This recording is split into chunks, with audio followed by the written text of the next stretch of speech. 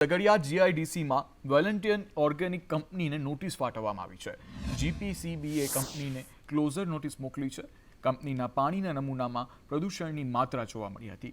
ચીમનીમાં નીકળતા ધુમાડામાં પણ પ્રદૂષણ જોવા મળ્યું હતું અને ક્લોઝર નોટિસથી અન્ય કંપનીઓમાં ફફડાટ જોવા મળી રહ્યો છે।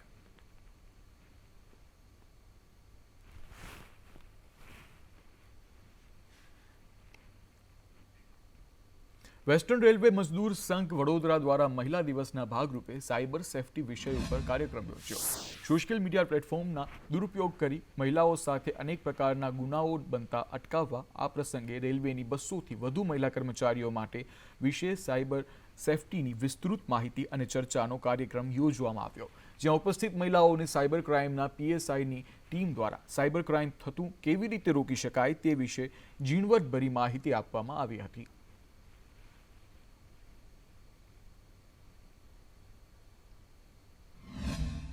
સાયબર ક્રાઇમ પર સાયબર સેફટી કેવી રીતે થાય અને એના પર શું પ્રિકોશન અને શું એના પર કાર્યવાહી કરી શકીએ એ પ્રમાણે વિસ્તૃત ચર્ચા એ ચાલી રહી છે। એ ખરેખર બહુ મહત્ત્વની વાત છે, કેમ કે આજે મોબાઈલનો જમાનો યુગ છે, સોશિયલ મીડિયાનો જમાનો છે, એમાં સાયબર ક્રાઇમ ઘણી મોટી मात्रा में थाय छे અને આપણાને ખબર નથી પડતી। हर साल की तरह हम इनके अवेयरनेस के लिए भी एक प्रोग्राम रखते हैं और आजकल जो सोशल मीडिया का उपयोग बहुत ज़्यादा बढ़ गया है, 24 घंटा हम किसी न किसी तरह से सोशल मीडिया इंटरनेट से जुड़े हुए, इसलिए इनकी साइबर सेफ्टी और साइबर फ्रॉड के लिए हमने एक अवेयरनेस का प्रोग्राम रखा है, जिसे प्रस्तुत किया है cyber cell Vadodara city police ने। हम उनका धन्यवाद भी करते हैं और बहुत अच्छा बढ़िया अवेयरनेस का प्रोग्राम रहा। અંબાજી મંદિર દેવસ્થાન ટ્રસ્ટ દ્વારા દર્શનાર્થે આવતા શ્રદ્ધાળુઓના વાહન પાર્કિંગ માટે નવી સુવિધા લાવવામાં આવી છે। પાર્કિંગ પ્લોટના સંચાલકો દ્વારા ઉઘરાવવામાં આવતો આડેધડ પાર્કિંગ ચાર્જ અને ટ્રાફિક સમસ્યાને લઈને શ્રદ્ધાળુઓને ભારે હાલાકીનો સામનો કરવો પડતો હતો, પરંતુ હવેથી મંદિર ટ્રસ્ટ દ્વારા અંબાજીના પાર્કિંગ પ્લોટમાં ફાસ્ટેગની સુવિધા શરૂ કરવામાં આવી છે, જેથી વાહનો જેવા પાર્કિંગ પ્લોટમાં પ્રવેશે અને પછી પરત ફરે ત્યારે નિયત કરેલા 50 રૂપિયાનો ચાર્જ ફાસ્ટેગમાંથી કપાઈ જાય છે। આથી યાત્રિકોને રોકડા કે છૂટા પૈસાની ઝંઝટ નથી રહેતી। આ સાથે જ મંદિર ટ્રસ્ટ દ્વારા દર્શનાર્થે ન આવી શકતા શ્રદ્ધાળુઓ માટે ઓનલાઈન પ્રસાદ બુકિંગની સુવિધા શરૂ કરવામાં આવી છે, જેથી શ્રદ્ધાળુઓ ઘરે બેઠા માં અંબાજીનો પ્રસાદ મંગાવી શકશે।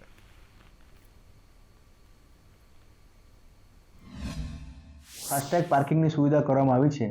યાત્રાળુઓને અંબાજીની અંદર પાર્કિંગની ખૂબ જ તકલીફ પડતી હોય છે અને પ્રાઇવેટ પાર્કિંગ જે પે પાર્કિંગ હોય છે એમાં ચાર્જ પણ ખૂબ વધારે હોય છે। વેબસાઇટ ઉપર આપણી જે લિંક મૂકેલી છે એના દ્વારા એ ભક્તો આપણને પ્રસાદનો ઓર્ડર કરતા હોય છે અને એના દ્વારા એને પ્રસાદ કુરિયર દ્વારા એને હોમ ડિલિવરી પ્રસાદ મળે તેવું આયોજન મંદિર ટ્રસ્ટ દ્વારા કરવામાં આવેલું છે। પાલનપુર નગરપાલિકા અને લાલાવાડા ગ્રામ પંચાયતની આંટી ઘૂંટીમાં એક સોસાયટી ફસાઈ છે। પાલનપુરના બનાસ ડેરી રોડ પર આવેલી તુલસી વિલા સોસાયટીનો સર્વે નંબર લાલાવાડા ગ્રામ પંચાયતમાં આવે છે, તેથી સોસાયટીના રહીશો ગ્રામ પંચાયતમાં વેરો ભરે છે, પરંતુ ગ્રામ પંચાયત તરફથી સોસાયટીને કોઈ જ સુવિધા મળતી નથી। સોસાયટીને પાણી, ગટર, સફાઈ સહિતની સુવિધાઓ પાલિકા તરફથી મળતી હતી, જે હવે પાલિકાએ અચાનક બંધ કરી દીધી છે। હવે સોસાયટી પાસે પાલિકા અને ગ્રામ પંચાયત બંને વેરો ઉઘરાણી કરવા આવ્યા છે, પણ સુવિધા આપવા કોઈ તૈયાર નથી, જેથી સોસાયટીના રહીશો મુશ્કેલીમાં મુકાયા છે। સોસાયટીના રહીશો દ્વારા સમસ્યાનું નિરાકરણ અને પાણી, ગટર, સફાઈ સહિતની સુવિધાઓ ફરીથી શરૂ કરવા માંગ કરવામાં આવી છે। અમે 2010થી આજ સુધી લાલાવાડા ગ્રામ પંચાયતમાં વેરો ભરીએ છીએ। આ લોકોએ 2017ની અંદર એમના અધિકારીઓ અહીં આવ્યા હતા, ત્યારે એમને એવું કહેવામાં આવ્યું કે ભાઈ તમારી સોસાયટી નગરપાલિકામાં ભળી ગઈ છે, તમારે જો આકારણી કરાવવાની છે। પણ 2018ની અંદર લાલાવાડા ગ્રામ પંચાયત એમને નોટિસ ફટકારી કે ભાઈ તમારો વેરો તો અમારે જ લેવાનો આવે છે, તમારા નગરપાલિકાને કોઈ હદ આવતી જ નથી। અમે જે સવલત આપો છો જે તમે સવલત આપો અમે આપવા માટે તૈયાર, પણ અમે નગરપાલિકામાં અથવા લાલાવાડા બે જગ્યાએ કઈ રીતે મિલકત વેરો ભરી શકીએ? એક પાણી, વીજળી અને કચરાની વ્યવસ્થા, આ ત્રણે ખરેખર કાપી નાખી વગર, અને અમે એ છતો એમનું એ જે વસ્તુ છે ત્રણ મહેસૂલ સિવાયની વસ્તુ, મહેસૂલ અમે લાલાવાડામાં ભરીએ છીએ, મહેસૂલ સિવાયની વસ્તુની ભરવાની અમારા વાત થઈ ગયેલી છે અને એ કહીએ છીએ એમ કરીને અમે વાત કરેલી, પણ માગણું એમને મોકલ્યું તો મહેસૂલ હાથે મોકલ્યું તો કેવી રીતે કોઈ ભરે? અઠવાડિયું 10 દિવસની મોકલ બાદ બી એમને પૈસા ના ભરતા અમે આ કનેક્શન કાપી કાઢ્યા છે અને ખરેખર તો હદ બહારની સોસાયટીમાં ડબલ વેરો લેવાનો થાય એટલે હવે પછીથી જ્યારે બી એ લોકોને ફરી કનેક્શન આપવાનું થશે તો એમાં પ્રાદેશિક કમિશનરશ્રીની હદ બહારની સોસાયટી માટે મંજૂરી લઈ અને નગરપાલિકાનું બોર્ડ જે પ્રમાણે વેરો હદ બહારની સોસાયટીનો નક્કી કરશે એ પ્રકારનો વેરો લેવામાં આવશે. સાબરકાંઠાના ઈડરમાં 15 વર્ષ પહેલા બાળ ગોપાલ બચત બેંક શરૂ થઈ હતી. સંપૂર્ણ સહકારી રીતે ચાલતી આ બેંક 18 વર્ષથી નાની ઉંમરના દરેક બાળકો ખાતું ખોલાવી શકે છે અને દર મહિને પોતે બચાવેલા રૂપિયા ખાતામાં જમા કરાવી શકે છે. અહીં બાળકોએ જમા કરાવેલા પૈસા પર 6% વ્યાજ પણ આપવામાં આવે છે. અત્યાર સુધી આ બાળ બચત બેંકમાં 17,000થી વધુ બાળકોએ કરોડો રૂપિયાની બચત કરી છે. આજે જિલ્લા સહિત દેશના રાજ્યોમાં પણ તેની નોંધ લેવાઈ રહી છે. ઓડિશા સરકારમાંથી જોઈન્ટ સેક્રેટરી કોઓપરેશન ઓફિસરની ટીમ ઈડરની મુલાકાતે આવી હતી. ઓડિશા સરકારમાંથી આવેલી ટીમે બાળકોની બેંકની મુલાકાત લઈ સમગ્ર માહિતી એકત્રિત કરી સંસ્થાપક સહિત ટીમને બિરદાવી હતી. ઓડિશા સરકારમાં આ બાલ ગોપાલ કોઓપરેટિવ સોસાયટી શરૂ કરવા માટેનું એમણે અભ્યાસ કરીને શરૂ કરશે એવી એમને વાત કરી છે. જ્યારે આજે ઈડરની શરૂ થયેલી બાલ ગોપાલ દેશના જુદા જુદા રાજ્યોમાં પહોંચી રહી છે ત્યારે ઈડરના બાળકો અને ઈડરની આ બાલ ગોપાલ સંસ્થાના સર્વ સંચાલકોને આનંદ છે. લોકો પણ જે આ બેંક બાળ બચત મંડળી છે એની જે નામના ભારત લેવલે જે થઈ છે અને ગુજરાત લેવલે જે એનું કામ છે એ જાણીને એ સ્પેશિયલી આજે જોવા આવ્યા હતા અને એની મુલાકાત લીધી. એ લોકોએ આનંદિત થયા અને એમને પણ આ કામગીરી જોઈને આજે હજી વધુ એનો પ્રચાર પ્રસાર થાય અને ભારતમાં અને ગુજરાતમાં પણ આવી રીતે વધુ બાળકોને લાભ મળે તેવી એમને शुभेच्छाओं ने आशा व्यक्त करी है. मतलब एक सोशल सर्विस की तरह है जो सोसाइटी कर रहा है. बच्चों का एक तरह से उनका जो बचपन से ही सेविंग करने का उनका आदत डालना और उसका जो मतलब साइड में उनका जैसे दूसरा बच्चा लोगों का मतलब क्राइम की तरफ जाना ये सब वो भी इसी की वजह से रोका जा सकता है. ગરમી વધી રહી છે જેને જોતા એએમસી દ્વારા મહત્વનો નિર્ણય લેવામાં આવ્યો છે. બગીચા હવે રાત્રે 11 વાગ્યા સુધી ખુલ્લા રહેશે. બપોરે પણ હવે બગીચાઓ ખુલ્લા રહેશે. શહેરમાં આવેલા 270 જેટલા ગાર્ડન હવે ખુલ્લા રહેશે. સવારે 6 વાગ્યાથી 12 વાગ્યા સુધી બગીચાઓ ખુલ્લા રાખવામાં આવશે. બપોરે 2 થી રાત્રે 11 વાગ્યા સુધી બગીચાઓને ખુલ્લા રાખવામાં આવશે. માત્ર બપોરે 12 થી 2 વાગ્યા દરમિયાન રહેશે રિશેષ. શહેરમાં વધતી જતી ગરમીને લઈને એએમસી દ્વારા નિર્ણય લેવામાં આવ્યો છે. ગાર્ડનોની અંદર વડીલો તથા નગરજનો અને બાળકો ચાલવા માટે આવતા હોય છે. બાળકો રમતગમત માટે પણ આવતા હોય છે. જ્યારે ગરમીનું પ્રમાણ વધી રહ્યું છે ત્યારે આ ગાર્ડનો સવારના 6 વાગ્યાથી રાતના 11 વાગ્યા સુધી ખુલ્લા રાખવાનો નિર્ણય કરવામાં આવ્યો છે, જે સમગ્ર ઉનાળા દરમિયાન સવારના 6 થી રાતના 11 સુધી ચાલુ રહેશે. પરિણામે ગરમીની અંદર કોઈ હેરાન ના થાય અને જે ગાર્ડનના જે વૃક્ષો છે એની નીચે બેસી અને શાંતિથી પોતાનું કામ કરી શકે અને રાતના મોડા 11 વાગ્યા સુધી તમામ ગાર્ડનો ચાલુ રહેશે.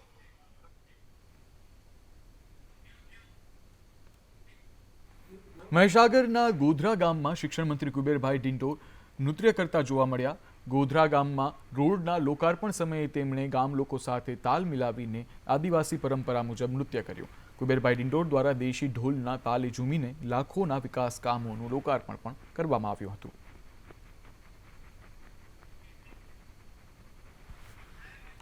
હવે આવ્યો ત્યારે નહોતો આવ્યો.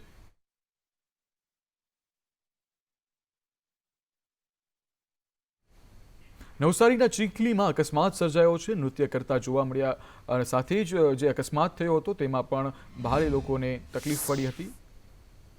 મિની કૂપર ગાડી જે આવે છે તેને અકસ્માત થયો હતો અને એક ટ્રક અને 3 કાર અને 2 બાઇક સવાર સાથે અડફેટે લીધા હતા અને આ અકસ્માતમાં હાલ ગંભીર ઈજા પણ પહોંચવામાં આવી છે. જે ગંભીર ઈજા પહોંચી તે તેમને હોસ્પિટલમાં ખસેડવામાં આવ્યા છે અને તે ગંભીર ઈજા પહોંચતા વૃદ્ધ દંપતી હતા તેઓને પણ હોસ્પિટલમાં ખસેડવામાં આવ્યા છે અને અકસ્માત કર્યા બાદ સ્થાનિકો યુવકને પકડી પાડ્યો છે અને ઘટનાની જાણ ચીખલી પોલીસને કરવામાં આવી છે અને હાલ પોલીસ આ મામલે તપાસ હાથ ધરી છે અને સમગ્ર માહિતી પોલીસ દ્વારા આપવામાં આવી રહી છે.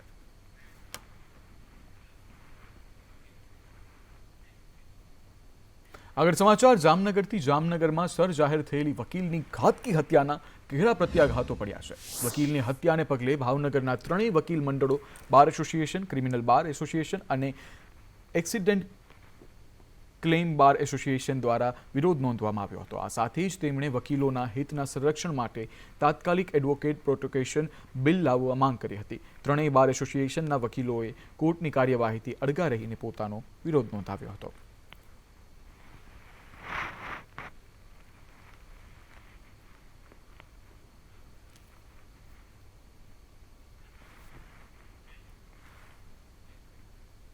મોરબીના હળવદ તાલુકામાં વિકાસના વિવિધ કામોનું ખાતમુહૂર્ત અને લોકાર્પણ કરવામાં આવ્યું, જેમાં રમતવીરોની માંગણીને ધ્યાને રાખીને ઇન્ડોર મલ્ટીપર્પઝ હોલ અને વિવિધ માળખાકીય સુવિધા સાથેનું સ્પોર્ટ્સ સંકુલનું ધારાસભ્ય પ્રકાશભાઈ વરમોરાના હસ્તે ભૂમિપૂજન કરાયું હતું. આ સ્પોર્ટ્સ સંકુલ ₹7 કરોડથી વધુના ખર્ચે નિર્માણ પામશે. આ સાથે જ રાજ્ય સરકાર દ્વારા 35% કિંમતથી માર્કેટિંગ યાર્ડ માટે જમીનની ફાળવણી કરવામાં આવી, જેનાથી હળવદમાં સૌરાષ્ટ્રનું સૌથી મોટું માર્કેટિંગ યાર્ડ નિર્માણ પામશે. સંકુલ બનશે એ બહુ અદ્યતન બનશે. હળવદ એ શિક્ષણનું હબ છે. આગળના દિવસોમાં સ્પોર્ટ્સનું હબ બને, એપીએમસી ખેડૂતના આવક માટેનું હબ બને. હળવદ 536 વર્ષથી હળવદને આગામી 15-20 વર્ષમાં હળવદ તમામ દ્રષ્ટિએ નંબર 1 બને. શિક્ષણ હોય, આરોગ્ય હોય, સ્પોર્ટ્સ હોય, વેપાર ઉદ્યોગ હોય, જનજીવન હોય, આ તમામ પ્રકારનું આપણે શ્રેષ્ઠ બનાવવાનું છે. આજે 36 વીઘા જેટલી નવી જમીન સરકારશ્રીને 35% જંત્રીથી ફાળવવામાં આવી છે. એટલે એપીએમસી હવે 75 વીઘા જેટલી જમીનમાં ફેલાઈ ગયું છે.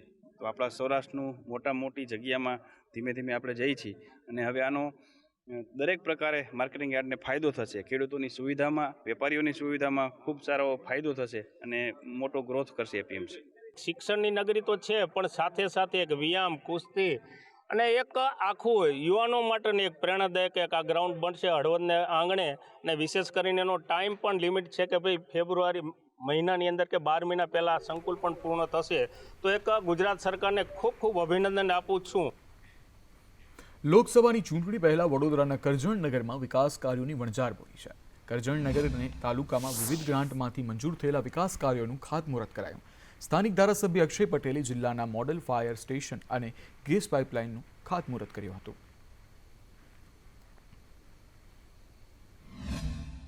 વડોદરાની અડીને આવેલું કરજણ શહેર અને કરજણ તાલુકાનો પણ એક ક્ષેત્રની અંદર ગ્રામથી માંડીને શહેરના બધા જ જે વિકાસની જરૂરિયાતો છે એ તમામ સુવિધા આવનારા દિવસમાં પૂર્ણ કરીશું.